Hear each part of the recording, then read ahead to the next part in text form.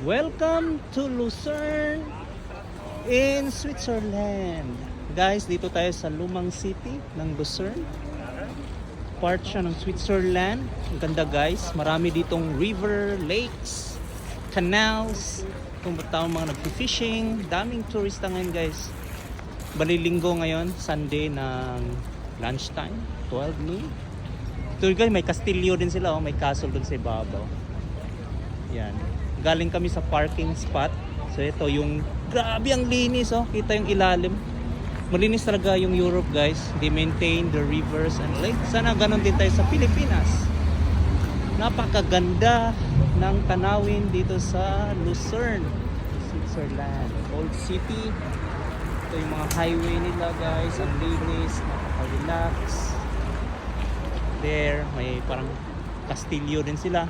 Mamaya, tanawin natin anong history ng castle na yan. Guys, ang ganda ng tubig.